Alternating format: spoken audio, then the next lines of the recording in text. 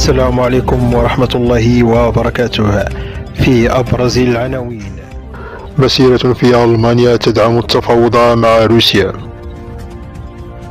تجمع عدة آلاف من الأشخاص في مسيرة عند بوابة براندبورج الشهيرة في العاصمة الألمانية برلين اليوم السبت للمطالبة بالتفاوض مع روسيا من أجل إنهاء الحرب في أوكرانيا.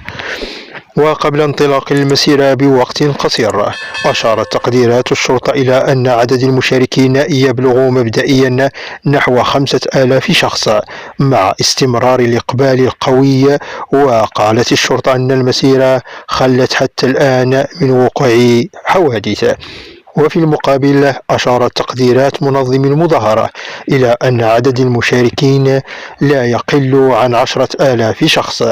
وذكر مراسل لوكالة الأنباء الألمانية أن هناك تدافقا هائلا وحشودا كبيرة رغم البرودة والمطر الجليدي، بينما حمل بعض المشاركين رايات مرسوم عليها حمام سلام. وكان عدد من سجل مشاركتهم في هذه المسيرة لدى الشرطة قد وصل إلى 10,000 شخص.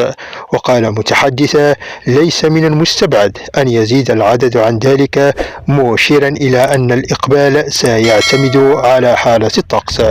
جدير بالذكر، شرطة برلين كتبت على تويتر أنها نشرت ما يعادل 1400 فرد لتأمين التجمعات الخاصة بالتعاطي مع الحرب الروسية الأوكرانية.